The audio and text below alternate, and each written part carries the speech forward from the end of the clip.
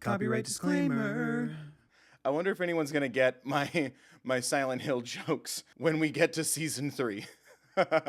Hey guys, welcome back. I'm Bill, and I finally saw Hilda for the first time. I'm just gonna be breaking down and giving my thoughts on Hilda, a Netflix show created by Luke Pearson. I'm not looking at my notes. It was a show created by and based off the works of Luke Pearson. It first dropped on Netflix in September 2018, and it finished its run, It finished its run in December of 2023. I'm still recovering from losing the Owl House too early, and I thought this was gonna be a show where, hey, at least it got its full run, right? No, and we'll get to that. I just watched the complete series, including the movie, in order. That was... Come on, Netflix. And I'm going to be just talking about it, breaking it down, giving my thoughts, and reviewing the series as a whole. I'll be going in order, so if I get to a point where you haven't watched the movie or season 3 or even season 2, there you go. I won't lie. I wasn't expecting what I got from this show. I'm not mad. I'm just disappointed in how many people over the years have convinced me or sold this to me as a cozy show. I just found myself saying over and over, oh man, yeah, Hilda's so cozy. This is so cozy. I don't feel so good. It's like being in front of a fireplace in a cabin in the middle of the woods that wasn't destroyed in the second episode. This didn't help. Now I'm more itchy. This bit didn't even help. I'm so anxious. I want handwritten apology notes on my desk. Did you not sign the appropriate paperwork to see reality?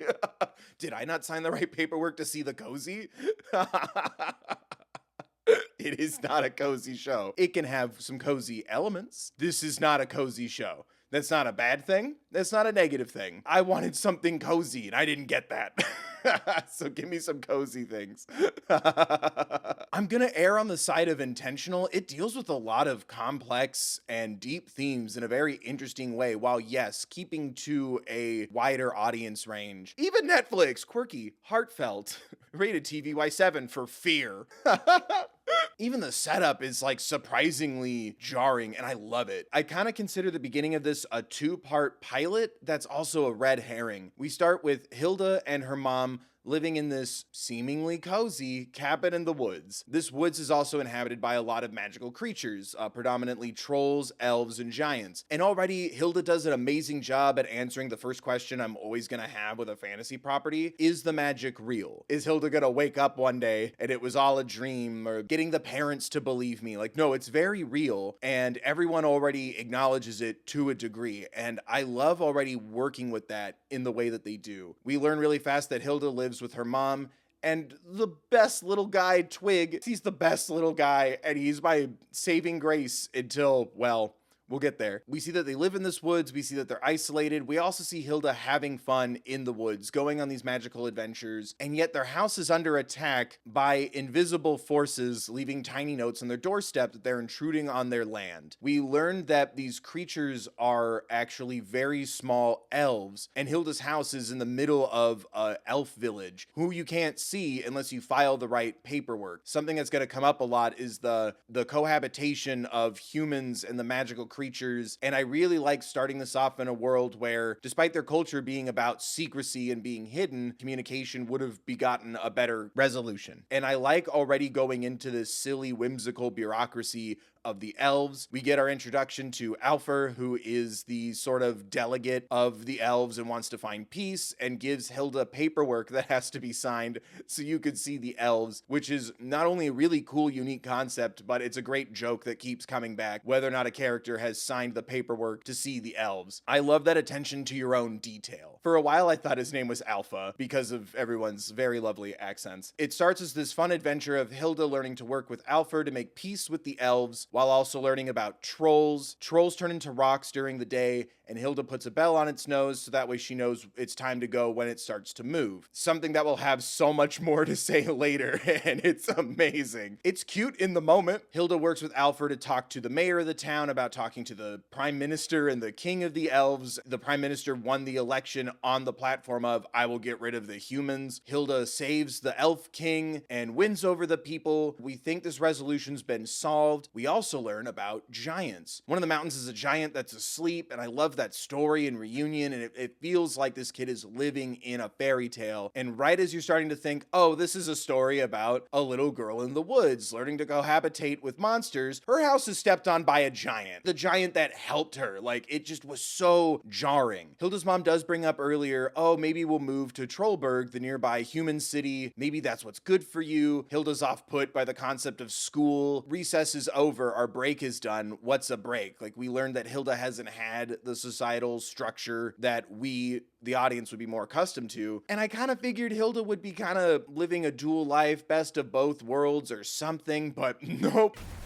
They get instantly uprooted from their home when it gets destroyed. And the fact that it happens at the end of the second episode, we, the audience, get a very real taste of what Hilda is losing. There is a world of cohabitation, but also there's some things that can't be helped. It wasn't malicious on the side of the giants. It was a borderline like natural disaster. Now we're moving to this apartment in Trollberg. Hilda hates how close all the buildings are. She's having a hard time getting used to it, and her mom's trying to like help her out. Already the animation's really stunning. I'm a really big fan of the tiny versions of everybody when the shots are more zoomed out. I also love that like the color palette stays when we go to the town. Like there's magic and whimsy to be had here. However, this town also has anti-cozy thing number one, a concerning wall around the city and a fear of trolls. Now this conflict is a lot grander and it will keep getting complicated and deeper as we progress through the story. And it's absolutely magnificent. I'm so glad that Alfred also got to go with. He's going to be a diplomat for the elves and take notes on the human world. I also love feeling the connectivity between Alfred and Hilda and how by staying invisible, the elves are staying ignorant and isolated, and by staying in the woods, Hilda is staying isolated. I love this inherent love of magic and the magical creatures that keeps Hilda sympathetic to the trolls, but also her own experiences. I think they set up really well for Hilda to empathize with the trolls on a personal and fundamental level. Hilda's mom encourages Hilda to go out and explore. There's going to be a big festival and a parade to honor this bird that's been integrated into the town's folklore. And despite the parade, we also see that there is a lack of love and care for nature in the town. We see this bully kid, Travis, I forget this kid's name. This group of bully kids are throwing rocks at birds while Hilda's mom was hoping she would make friends with these random kids. I love the sentiment that Hilda's proud of her for not making friends with bad kids who throw rocks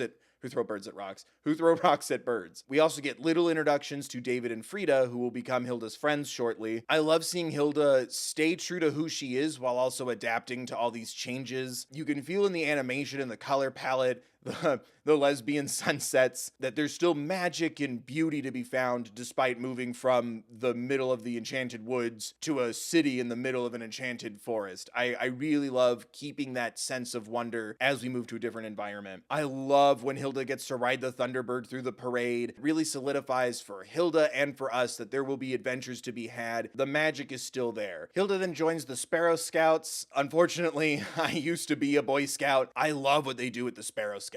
Her mom used to be a Sparrow Scout. I love balancing that, like, well, it's tradition, and also this is a way to make friends, and she does. David and Frida, as well as kind of poking fun for learning things through something like Scouts. We learn through Frida, who's very much, high grades, perfectionist. She's eager to get as many badges as possible, and so she invites Hilda to join her and David to earn the latest badge. And she notes that it will give her points for making friends by asking the new person to join. While yes, these lessons are important to learn, you also kind of need to learn them for the right reason. Because Frida doesn't get the, oh, you were a good person badge that they allude to. They just become friends. The badge they're also going for is like cleaning up the area and pulling weeds, which turn out to be sentient creatures called Vitra, and it brings up an interesting point of like, we just kind of chose that certain plants are weeds and deemed them unworthy of our time. And the kids eventually put everything back and concede that they're not getting this merit badge, and sort of denouncing this concept of doing something good or something you believe is good to be rewarded with a badge or points. It's such an interesting way to tackle the concept of scouts, and I really like that in this episode, as well as getting to know David and Frida. I think they're both great supporting characters. We'll get to this later. I feel like Frida's arc is a lot more understated because David's arc is just massive. It's even understated in this episode. you made a friend. That's so much more valuable than points. And I love seeing her give up the ghost of getting this badge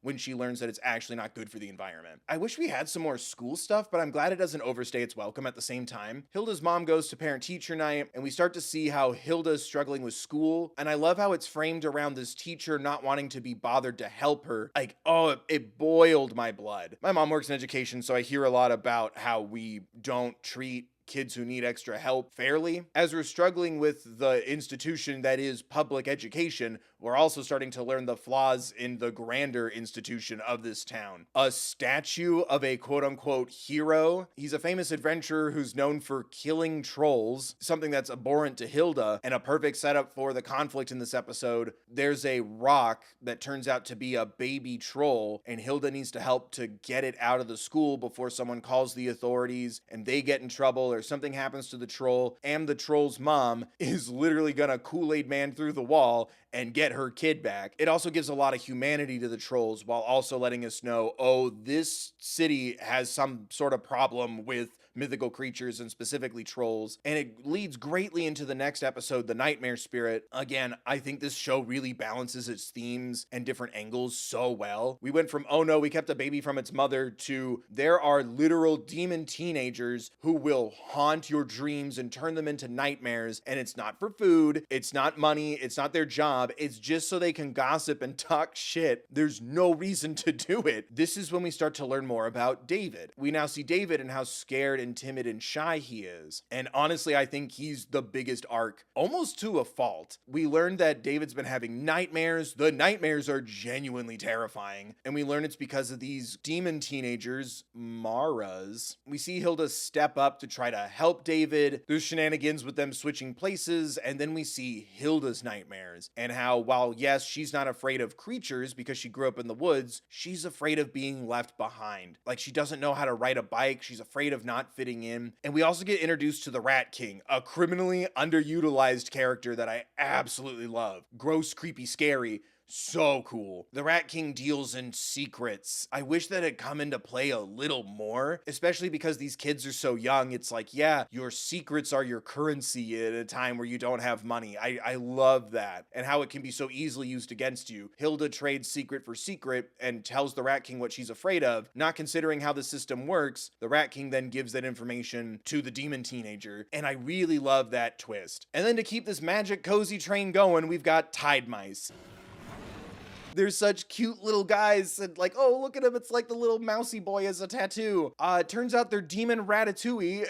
This is when we get introduced to spells and magic and witchcraft in this world. And I love kind of seeing how it's not a good fit for Hilda. It might be a good fit for someone else. As great as it is that Hilda's so fearless out in the wild and so willing to give and learn, she's also very bullheaded, and she runs a little too fast when it comes to something as complicated as spells. And I love seeing how it's just not a great fit for her. And there's still a world where if she wanted to, she could learn more magic. I just love how it was like a personality interest thing. Hilda casts a spell to help David with an audition. He sings like an angel, by the way. The song they sing at that Sparrow concert is already so children's choir. It's so perfect. Kudos to whoever wrote and composed that. She also uses it on her mom to give her a leg up because she's struggling to find work as a graphic designer. Again, it makes her so mysterious and interesting. She alludes to having success when she lived out in the woods, but it's harder here. I kind of chalked it up to cost of living not matching her income. I just was like, oh, what kind of jobs did you do out in the woods? That's so cool. Who's hiring you from so remotely?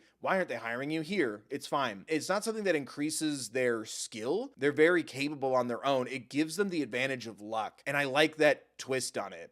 Even though I'm pretty sure Hilda's mom made propaganda.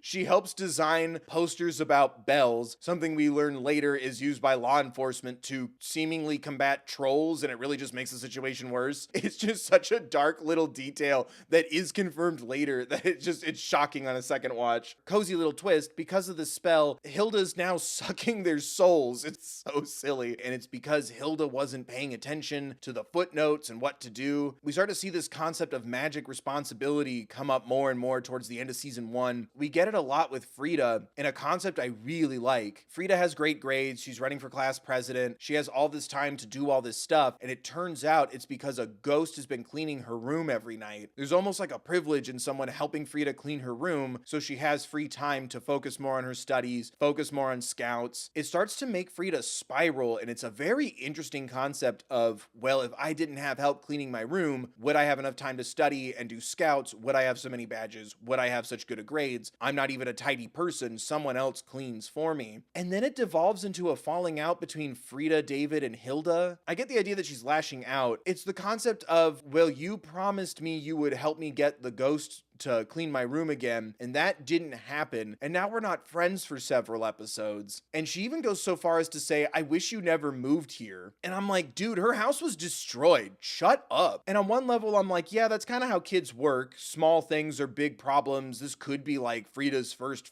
fight with a friend. It's definitely Hilda's. It just doesn't work for me narratively in a script setting, because this isn't real life. It's a script. Someone wrote it. It just doesn't hit the right beats, and it kind of makes me a little too mad at Frida. I let it go pretty easily. It was just very odd. Whenever I think about this moment, I'm like, oh yeah, like Frida kind of just laid into Hilda. Maybe it's because Frida's arc is so understated throughout the series. I just felt like this was a very loud moment, and then it was quietly addressed later. But again, it plays into this concept of responsibility. There's still a nice theme of self-reliance, and I feel like it's really clenched nicely in an episode without Frida. So I feel like she just doesn't learn the lesson. We get introduced to the local weather lady, Victoria Van Gale, who turns out is using science and magic to literally create weather patterns so she can then predict them accurately. It's this interesting combination of like abusing magic, but also a love and appreciation of it, and then also abusing and kidnapping sentient storm clouds in this beautiful justification for storms, which is the clouds are like family members who get in fights all the time,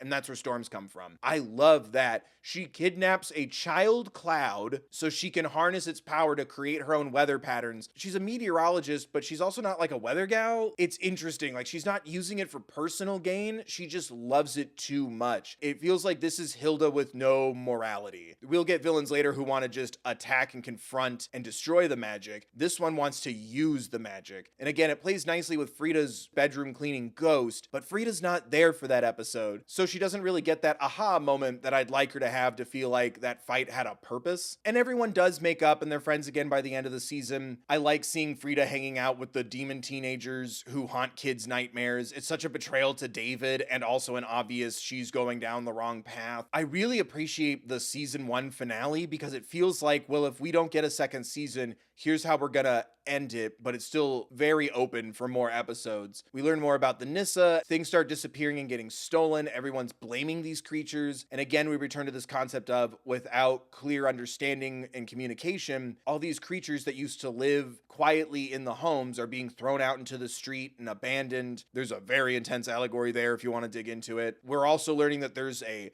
beast out in the woods. Not the first time I thought of Over the Garden Wall. There's a beast out in the woods. It turns out it's a dog. The dog and the Nissa that raised it are reunited and they need to leave the city. Here's a different version of Hilda and Twig, right? A little girl and her dog. I love the visuals at the end. I like how it comes full circle again in the event that they don't get more seasons. And we even get an episode where Hilda and a friend of hers from the woods, acquaintance really, Woodman, find this magical house in the woods that gives them everything they want, and it's wrong. I love seeing her make the conscious choice every time to return to reality, to struggle. She could stay in this perfect house and get everything she wants. She's technically in a little cabin in the woods. She doesn't have to go back to the city, but she chooses to return. There's people and things that she cares about. I love those moments. And in the event that they didn't get more episodes or seasons, I'm so grateful that they managed to get that moment in season 1. And luckily, we did get a season 2, which ties into the movie Hilda and the Mountain King. Season 2 starts to really open the can of worms in a really big way by introducing us to Eric Alberg, head of the safety patrol, the local law enforcement of the town. He is the descendant of the aforementioned statued man who killed a bunch of trolls, whose broken statue still is outside the school right now. A very well-written villain. Already we're introduced to him through Hilda writing an essay about what she knows about trolls. Either she's selected because they missed mistake her story for a hatred of trolls, or a reason I considered of why he might have picked Hilda to win this contest. It could have been to also get information out of her when they realized, oh, that's the girl who's seen trolls firsthand and lives out in the woods. A very sinister, scary, eerie field trip. In a dirigible, we start to learn about how the city is weaponizing bells, which I found really interesting, not only as a callback to the first episode. The idea of weaponizing bells, bell towers specifically, like we used to use and still use clock towers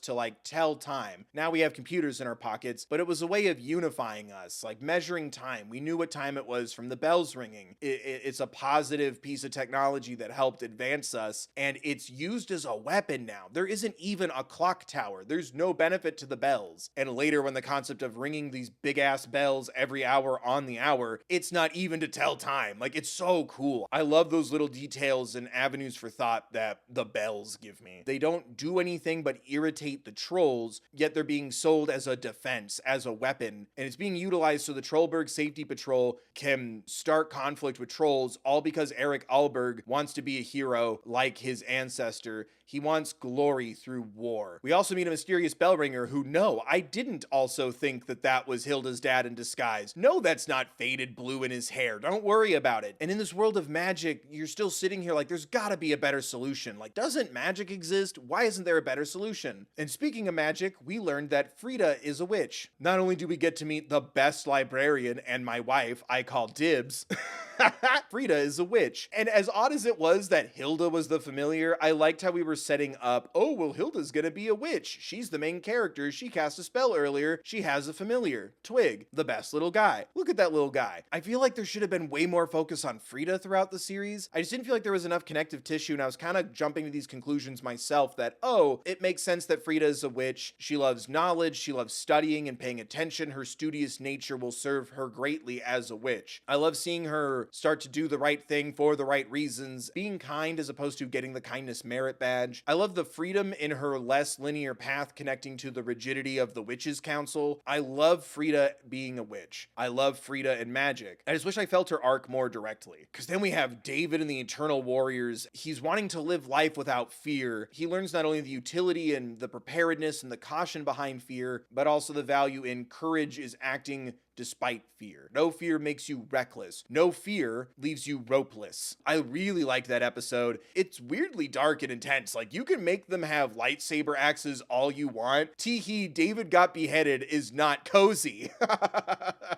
I love seeing David turn his fears and his anxieties into caution and thoughtfulness and preparedness. While not letting it overpower you, being cautious is also its own weapon, its own strength. It so clearly tackles toxic masculinity while also giving us this beautiful arc for David. It's to maneuver through the fear, to be prepared, to be strong. We also get a great and very upsetting dark return to Victoria Van Gale. She swears that she's good now to the point where I believe that she believes that she's good now. She kind of Frankensteins her own Nyssa, and that's really troubling and upsetting and cool and kind of scary. Her presence in season 2 also serves as this great reminder of why it's kind of good that Hilda isn't a witch. If you're not going to think things through and get the right knowledge and training, someone can really be reckless and destructive with magic despite their intentions or situation. It sort of makes me appreciate Hilda's lessons as well as Frida's lessons and David's. David's mistrust while he's not giving into his anxieties or being consumed by them or denying them. And again, I wish Frida's arc was just as strong as David's, because here's David. David's acknowledging his suspicions and not being trusting. He's being cautious and careful and very brave, and it pays off. Victoria Van Gale is trying to harness the Nyssa portals. She goes off into a mysterious, very important portal. Again, she doesn't feel like an evil genius. She's not holding the town for ransom. She thinks she's doing something good. She's just reckless and not considerate. That was my take anyway. We then learn about Eric Alberg trying to create automated bells that are not only disrupting life for humans, they're making trolls angry, and that's secretly what he's hoping for. And it's destroying jobs from Mr. Definitely didn't once think that that was Hilda's dad. It's cutting off your nose to spite your face. Seeing someone use the opposite of knowledge, misinformation, fear-mongering to try to attack creatures for glory, paralleled so nicely to the inverse that is Hilda trying to find peace and not getting the right credit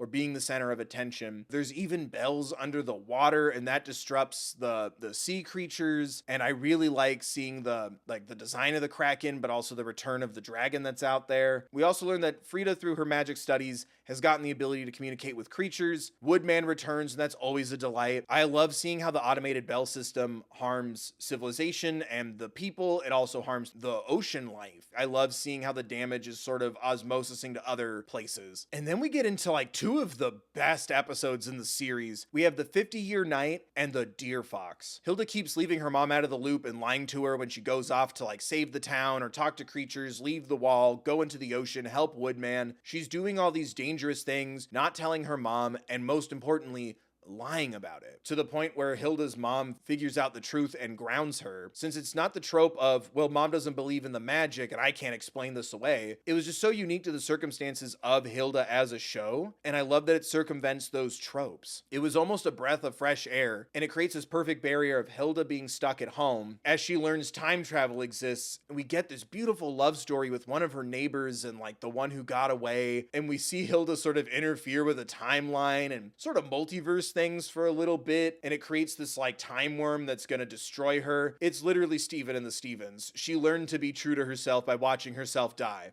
Twice. Hilda and Alfred watch themselves die. What a cozy show. I loved it. I absolutely loved this episode. And the reveal to the old man that the love of his life literally was living around the corner and he didn't know. And seeing if they were to be together, their happiness would still be so fulfilling that they would gladly sacrifice themselves to the time worm to correct the timeline. It's so beautiful and it's so good. And I love that episode. It's heartbreaking. It's intense. Hilda dies twice. It shouldn't be next to the Deer Fox, which is the episode that absolutely broke me. This is when we learn about Twig's backstory. Something I wish we got with more characters, but at least I'm so glad the little guy got his little episode. This broke me. We learn about Twig's backstory and how he belongs to a family of other deer foxes. We've alluded to how rare they are. We learn that he has a power to like sort of traverse this magical Aurora Borealis bridge, and he's used it to save Hilda. He gave up being with his family to help Hilda, who helped him when like rocks on this cliff collapsed on him.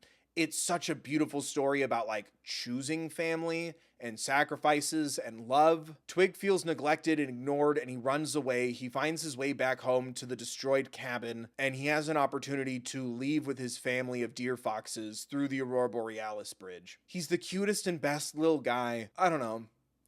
We see the choice to stay, and that just makes their relationship so much deeper and enriching than it already was. Like, it's already enough to be like, oh, a kid and her dog, a kid and her pet, any human and their pet, it's already a beautiful bond, but like a kid and like your first pet, that's something special. My first pet was also a small white little dog, good boy, and it hits so hard, and seeing him choose to stay, choose to return and make his own path, it's seeing Hilda learn to, you know, accept change, and the reward of him choosing to come back and stay was so beautiful. It's so precious to me to watch that episode. It hurts way too much. It is the opposite of cozy. It lingers a little.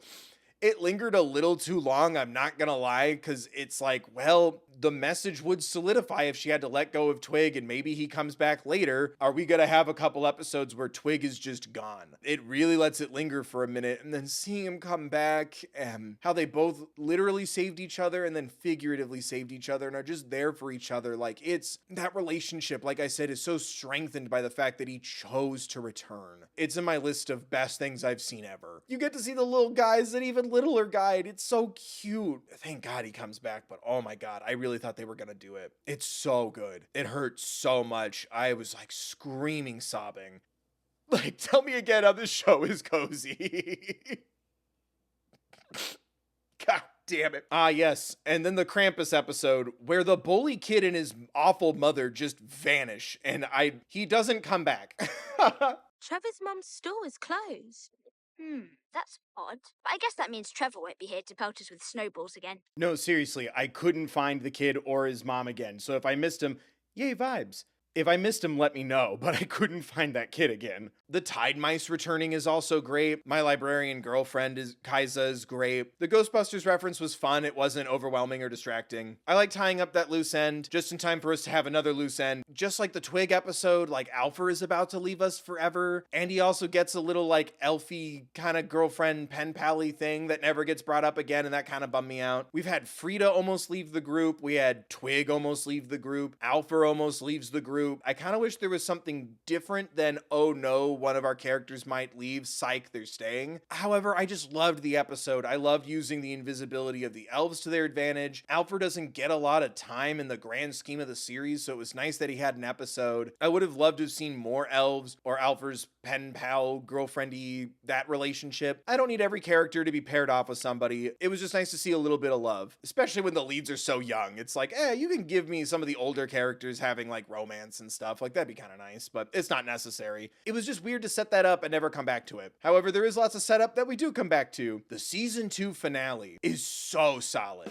No, that's not. Throughout the season, we've been seeing a divide, a wedge being driven between Hilda and her mom. Hilda's about to escape through the Nissa portal with Tantu. Hilda's mom, rightfully so, very justifiably freaks out. And while not understanding the magic and consequences of the portal, it's a very edge of your seat moment because now Hilda's literally being pulled back and forth between these two portals just for them to all fall and end up in this mysterious cavern. Her and her mom are at odds and they still have to work together to try to get home. Turns out they're in the mountain that the trolls live in. We start to learn that there's more to the trolls than meets the eye, something we've already kind of assumed and believed throughout the whole show, and yet it's no less interesting. I never once thought, oh man, we better get these trolls. I was always kind of team troll. We even see a troll help Hilda and her mom. It's so humanizing and absolutely beautiful. This is where I start to get a lot of questions about the magic that just never get answered. There's a troll kid named Baba who can talk. And by talk, I mean just say Baba, hence the name Baba. The trolls don't talk, they growl. Baba says Baba. Were they learning to talk? Could they always talk? Was Baba the evolution and eventually trolls were gonna learn the ability to speak? Not a deterrent, just very confusing. There's great setup for the movie here and then a painful cliffhanger. As soon as we get Hilda and her mom home and oh man, we're gonna do something about the safety patrol. We're home, we're safe, what a great day. Freaky Friday now. Hilda's a troll. Baba is in Hilda's bed. Credits. Like, I'm just in such an uncertain time in media, let alone animation, let alone Netflix. I can't help but feel this like residual anxiety for someone who watched season 2 for the first time and went, gee, I hope there's more.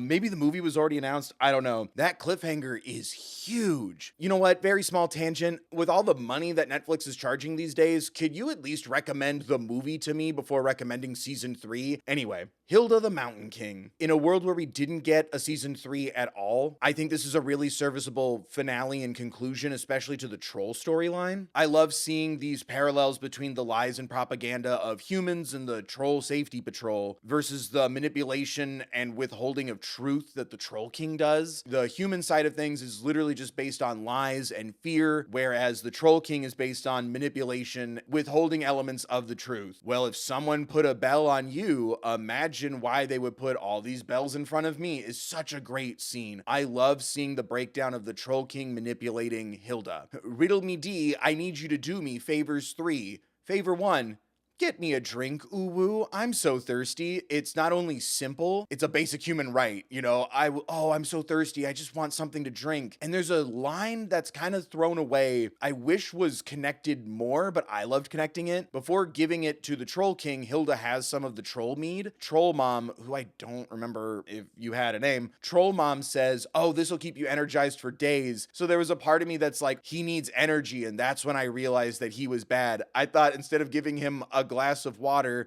I need caffeine so I have the energy to destroy everything you love. But yeah, anyway, Hilda's a troll now. I wish we had explored a little more of the reason why. I get the idea of, oh, well, it seems like a good fit. You don't want to live in Trollberg. I like the idea of Troll Mom listening to Hilda and understanding that she would be probably more at home as a troll. She wanted her troll daughter to live safely in the city. It seems like a good fit. You're a mother. You didn't think about how Hilda's Hilda's mom was going to feel about this. I think it would have been just as serviceable to have swapped places going, I need you to help us make peace with the humans and stop this war. The devil's in the details, really. Like, the broad stroke beats are my favorite part of this movie, and I can forgive odd details here and there. Maybe they didn't even know they were getting another season at the time, so they're like, let's go. We need to wrap this up. I'll forgive it because the movie is so good in the big beats. I liked the idea of becoming a troll means you can communicate with the troll, and yet later when Hilda turns back into a human, she can still talk to the troll. So I'm like, oh, is this a magic superpower? Is this an after effect? She kind of regains the powers, but we never really talk about it again. I just kind of wish I understood that better. Also, Baba, like, why does Baba speak? How can Baba say Baba? Like,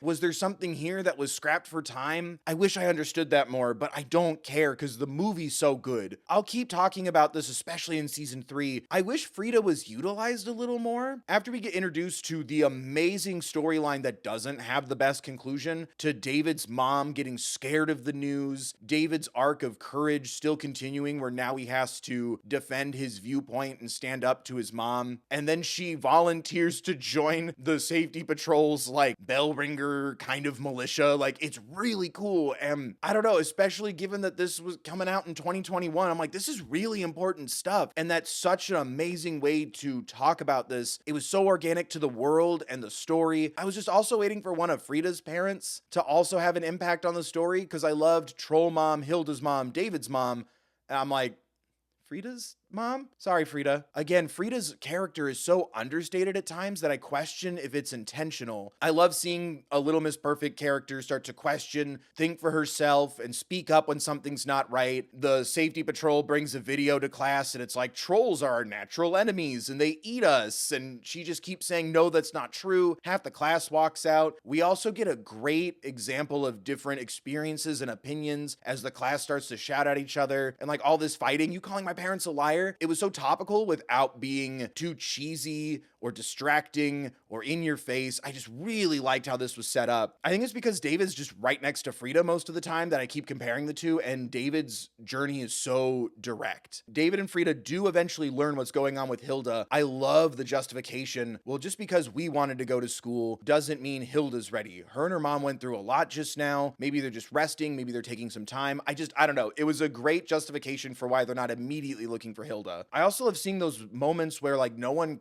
trust the safety patrol anymore, even to the point where someone asks them, why didn't you tell us someone's out there? Because, the gun thing, which it's literally a gun. I also appreciate that. What's this? That is a gun, sir. Yes, it's a fantasy thing. It's a laser light cannon. It's just that moment in the dialogue. What is that? That's a gun. I appreciate how seriously we're taking this, again, without being overwhelming or hitting you over the head with it. Also, the justification in moving the story away from Hilda for a minute. The first thing she does is run out of the cave. It's daylight. She turns to stone, just like trolls do. I don't know. There was something so seamless about incorporating its own lore so we can have those scenes away from Hilda. And then when she wakes up, we get one of my favorite scenes in the movie where Hilda wakes up to a bell tied on her nose. Something that the safety patrol is doing, knowing that it doesn't do anything but piss off trolls. And now we can see what the bells actually do to the trolls. The visuals are so striking. The colors are so sharp. It's like this neon blue, and it really cuts through all the pastels. And because they're trolls, it's set at night, so it's this sharp blasting light. You definitely know throughout the show that bells are bad for trolls, but you never see how bad. It was kind of frightening, and it was so heartbreaking. Hilda starts to learn how to be a troll from her troll mom, and we also learn that there is something magnetic about Trollberg that calls out to them. It's not quite a sound, it's a feeling. This is like one of my favorite, I guess, allegories, the literal motherland. Setting it up in that like intangible, I need to go there. There's something that draws me to the city. Why do you think we stay on the outskirts of town where we're clearly not wanted? This was our land first. I love addressing that. I love how complicated it is. It still fits their fantasy story without being devoid of the nuance of reality. I also love how honest it is, which is great compared to the troll in jail who turns out to be the Mountain King. And it's something that I didn't realize until my second time watching the movie. Imagine how awful this dude must be for the trolls to endure putting up those big ass bells just to keep him in there. I love his presence so much. I just wish there was a little more, especially with the pseudo second red herring. Eventually the Mountain King tells Hilda, I need you to get me this red orb. You'll know it when you see it. The reveal that it's his eyeball is so gross. And eventually Hilda finds it in the abandoned castle of the Mountain King, and there's another large troll there who seems more stereotypically fantasy king-like. He has like a wizard staff, he has a big beard, very much what you would expect from the Mountain King. And also, I didn't notice this because I'm just watching everything right away. I didn't notice that the poster, it also implies the red herring Mountain King is the Mountain King. I found that really cool. I wish there was more with that character, because I guess that's the Mountain King's brother, and like he has scenes that allude to him being important, but we don't have any setup for it. I'm like, was that cut for time? It was so weird. Just who's thick troll Gandalf daddy over here? I felt like there was no setup, but it was just a bummer because everything else about the Mountain King stuff was really cool. We do also have to go out of our way to confirm troll magic isn't witch magic, and I think that's the last time Kaisa speaks. More librarian witchy girlfriend, please. I really like Kaisa. I wish she had more to do in the series. I love when Hilda and Troll Mom are like growling at the top of the hill and they're like happy and excited, but it's so intimidating to the people. And then Joanna hears it. I kind of felt like the switch back was too sudden. It was like reuniting child and mother broke the spell. It felt kind of rushed, and honestly, that's fine because the ending is phenomenal. When the Mountain King gets his eyeball back, which is gross, TVY7, huh? He keeps saying, oh, I'm not attacking anyone. He stays in that manipulative 10% truth. I love that stays even when he returns to full strength and power. His plan is to instigate an attack from the humans, knowing how quick to anger and understanding their preemptive strike mentality. He's going to use that to his advantage because the mother of all trolls, who's referenced a little bit earlier by Troll Mom, lives under Trollberg. The Troll Mom is still there. A town was built on top of her. She was content. It's fine. I don't want to bother them. Maybe they'll go away. I can still communicate with my children. Then the town got bigger, turned into a city, and built a wall. And now the trolls don't quite know why they're drawn back to that spot. Again, motherland. It's the greatest pun. Like, it's so good. He knows that if enough trolls are harmed by humans, she will hear them cry out in pain and will stand up, destroying the city. He's literally setting up the pieces for us to be the architects of our own destruction. And not every troll wants this. It literally becomes a clash of love and fear. The fear-mongering of the safety patrol and the humans, and oh, they're gonna attack us, mixed with manipulating the trolls and manipulating a mother's love. It makes the whole series so much deeper knowing that twist. And like the breadcrumbs leading up to that reveal, when Hilda gets a vision, she sees her mom. And then when Frida communicates with the troll, she sees her mom. And it was so satisfying to like figure it out for myself and then see it come to fruition. The breadcrumbs were so perfect. It was a very satisfying little mystery. I really like seeing Frida use her spells. I just feel like Frida's missing a beat figuring all this stuff out on her own. It's still very satisfying to see her eyes glow like she's in the owl house and communicating with the creatures and helping being part of the solution. I really love the imperfect solution at the end of the story. The captain also gets a vision of the troll mom under the city and he sees his mother and it humanizes the conflict for him, and he finally agrees to stand down. We're not going to attack, just let them peacefully walk through the town. And they walk to the center of the square. The trolls connect to the mother troll, and this beautiful visual hits where the trolls have always been so synonymous with rocks, and then seeing once they connect with the mother troll, now they can grow plants on their body. It gives them all more details, and you realize they're not rock creatures, they're dried up earth creatures. There's something about that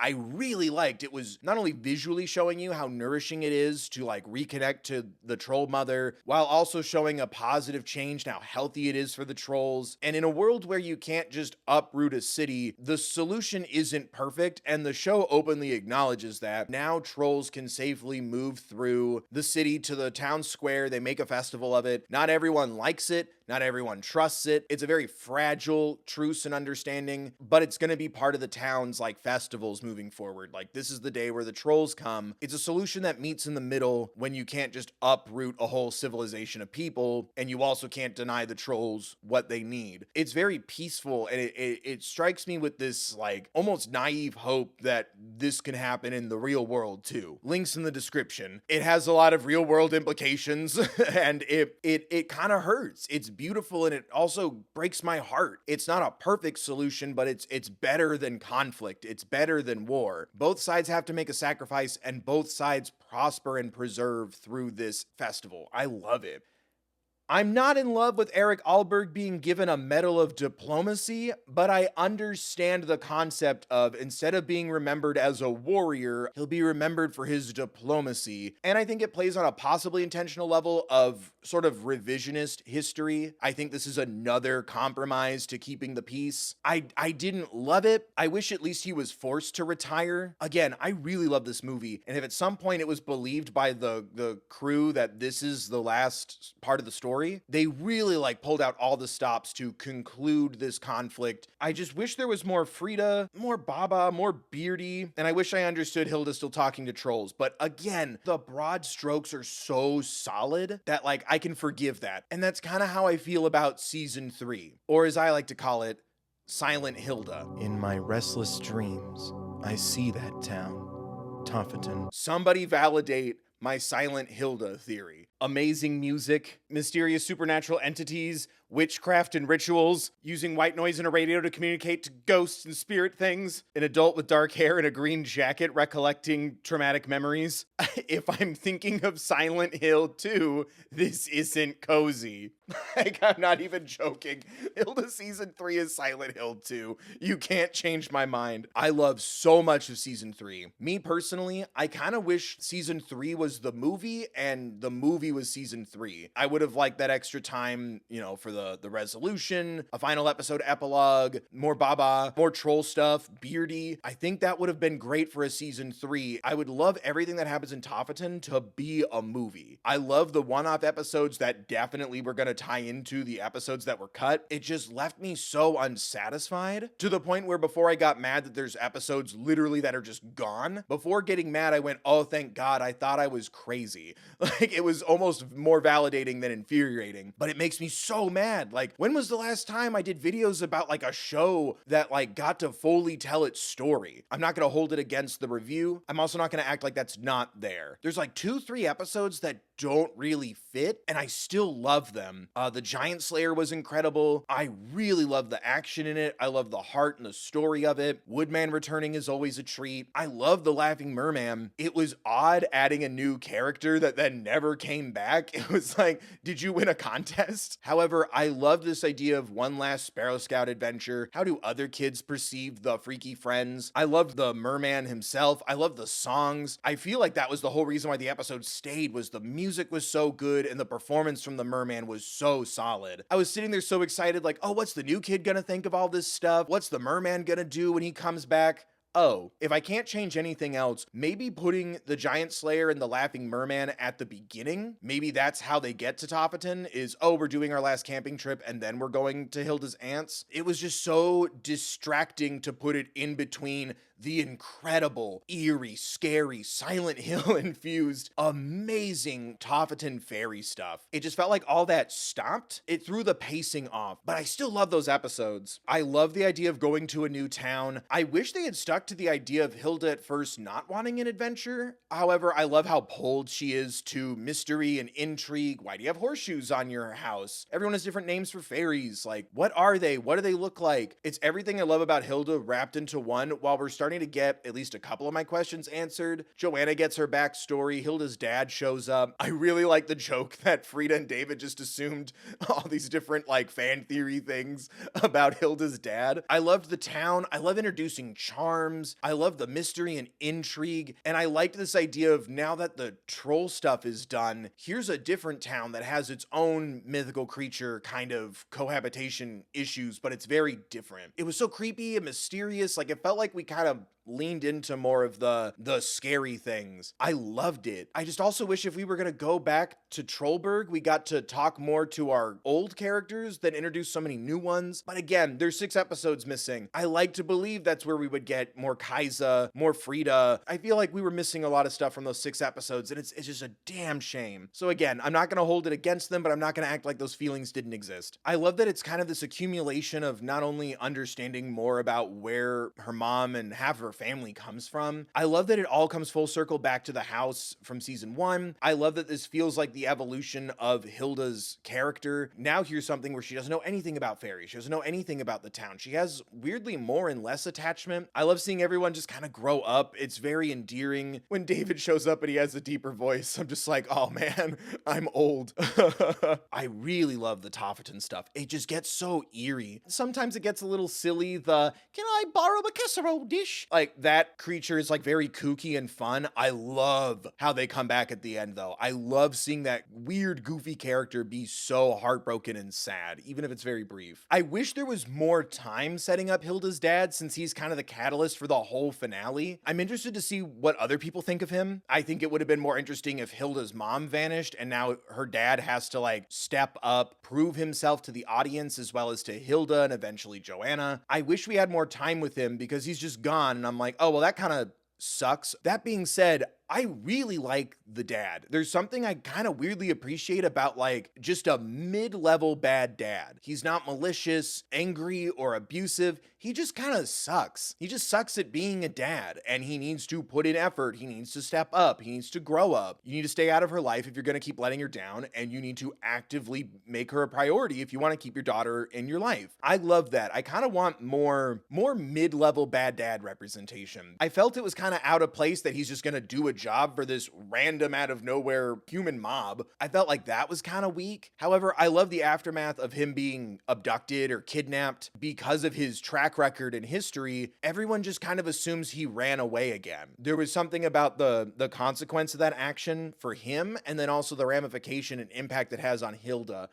Again, very validating to just have like mid-level bad parents. He promised we were gonna go camping. Like, I feel the validation of those moments just as much as I do when I see a Hunter from Owl House kind of a storyline, to keep things brief. Having experience on both sides of that spectrum, it's very validating to see the less aggressive things that people can do to hurt you or impact you. Again, links in the description. These kind of things can take all kinds of forms and be on all kinds of different levels. And again, I love the validation of just a mid-level bad dad. We do get little glimpses of his humanity. He keeps a picture of Hilda in a locket. I love the little brief conclusion that he has where, you know, he gets his own place and he is stepping up. I just feel like it would have been stronger to have spent more time with him. Again, 6 episodes are missing. Or if Joanna had gone missing and now the dad's like, uh-oh, I'm no longer an absentee weekend dad. I think there could have been something there, but again, half the season is missing. I felt like the mobster stuff was probably the weakest element of what we actually got. That's just me. Again, I want to know what people think, because that I feel like just came out of nowhere. I was very much team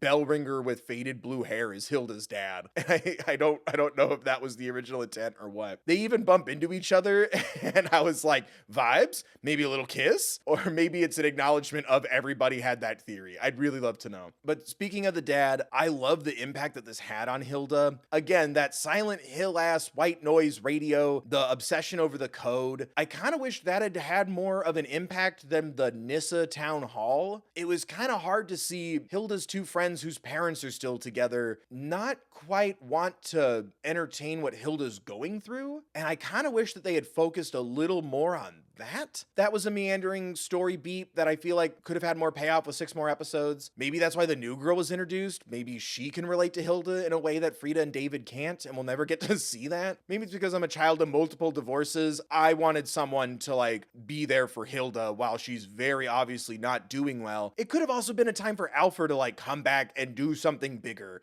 in this season. It was just so heartbreaking. And then the validation of, no, that's him. It was so perfectly mysterious mysterious. Everything just moves so fast at that point, and it's perfect. They're gone. Joanna has to like figure out where they are and chase them back to Teterin. You can feel them kind of slip through Joanna's fingers in that moment, and then the frantic nature of her returning, the car breaking down, and the perfect setup from that, from what might be, if it's not the Deer Fox, the Forgotten Lake might be my favorite episode. It's so scary. It sets up the car breaking down really nicely. Oh my god, the creature is so cool, and it's starting to connect to the mystery of Joanna's missing memories, especially when the creature's like, oh, you're back. I've seen you before. That spirited away, Ghibli-ass looking, like, it's so creepy and cool. I love that we don't know what the creature is. The foreshadowing, too. There's no word for what I am, like you. It can apply to both Hilda and her mom. There was something about that line where I'm like, what the hell is that supposed to mean? I loved after seeing the absentee dad stuff, we got to see Hilda's mom step up for Hilda yet again before we see like the big conclusion there. And I think that beat is really needed, not only to set up the intrigue and the mystery. Hilda and her mom have this incredible relationship that's worth fighting for and making sacrifices for, because Joanna's about to go through it. Also, jokes about Silent Hill aside,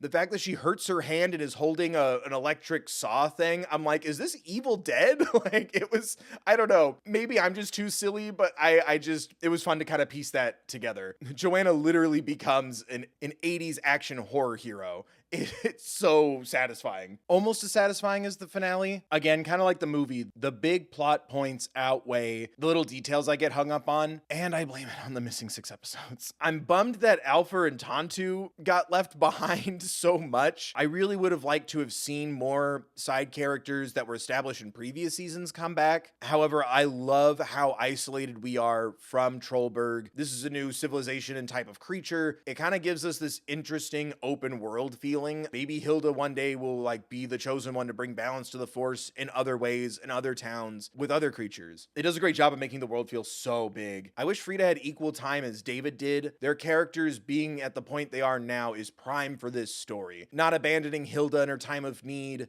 having their own creative solutions, whether it's Frida's spell that's never been done before, or David and that dang rope. Like, my God, it's so good. He has a rope tied around his waist and it's tied around his stump. It's a precaution. It's still his anxieties, it's still his fear, but then learning to utilize that as a strength, and it then literally becomes a tool that saves everybody with Frida's portal. It's so satisfying. Now his preparedness from his anxieties and his fear is his courage, is his strength. It's so good. It's so good. Again, I wish it was seen more, but seeing Frida think outside the box and literally invent a new spell, it makes sense. It just feels like Frida isn't as important as the magic. I just wanted to feel that it was Frida, not the magic, that came in handy here. It's still great. It just feels more like yay magic than yay Frida. I want to cheer for Frida like I did for David and the rope. With David and Frida's help, Hilda enters the fairy mound and takes the Silent Hill boat to this island in between the fairy mound and Fairy Island, where Hilda's dad and Victoria Van Gale have just been kind of camping out. It was kind of cool to see her come back. Given what she'll do at the end, it worked for me. I just wish I felt like Victoria isn't gonna magically frack the fairy world if given the opportunity. I wish I understood a little more about the fairy mound, but I liked keeping the mystery. I feel like there's some sort of metaphor here for the afterlife if I really dig for it. Like the fact that they have to be like unearthed from the ground to leave the fairy mound. I like this like scary, almost Brothers Grimm, dangerous folklore kind of feeling of like going missing or being kidnapped. I really like the moments of like Hilda breaking the charms and the aunt and the mom being like physically impacted by that, like their heads start to hurt. I loved how intriguing it was. It was setting everything up so well. And then there's something about, oh, that's obviously Joanna as a little girl. Oh, I guess they're fairies.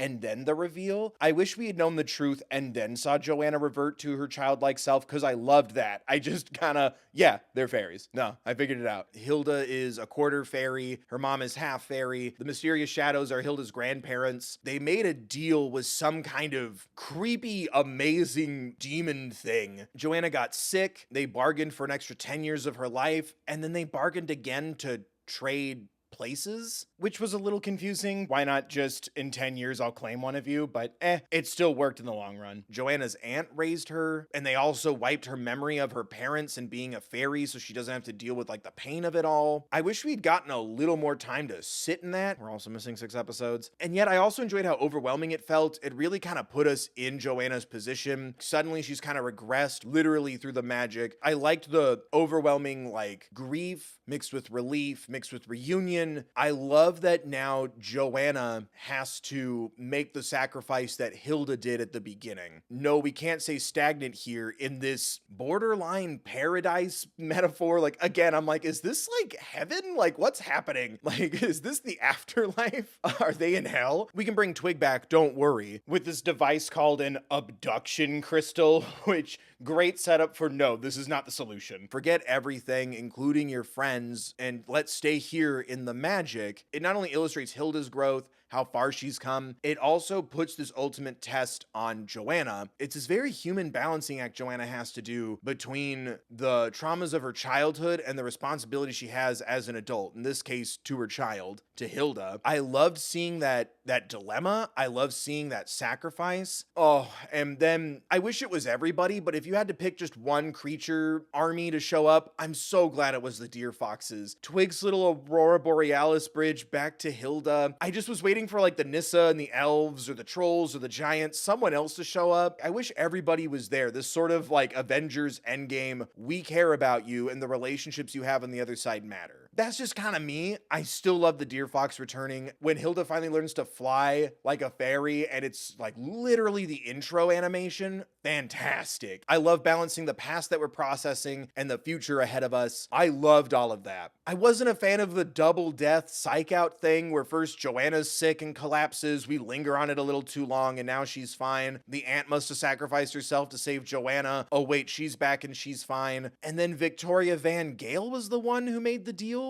I liked entertaining this like creepy lore behind the demon that we're making these deals with. I liked those beats. I just felt like doing a back-to-back psych out this person's dead thing was just a little too much. I would have liked a little more time in the fairy world. It was all happening so fast, but again, I liked that also on a meta level. It felt like we, the audience, were experiencing the whiplash of Joanna getting all these memories back into her brain, Hilda getting all these discoveries. I just felt like we were on the same roller coaster as them. Once the show was done, I'm like, oh, I wish we had known a little bit more about the fairy stuff. I wish we just understood a little more. There's so many mysterious lines like, this is what the island thinks we want to see. And I'm like, well, what does that mean? Like, is this place hell? It had a little too much of an eerie afterlife kind of vibe to it, to where I'm like, what do you mean we should just stay here preemptively? I like the parallels between the fairy trio and Hilda David Frida. I love feeling that sentiment that Hilda at the beginning of season 1 would have stayed on Fairy Island. Again, that very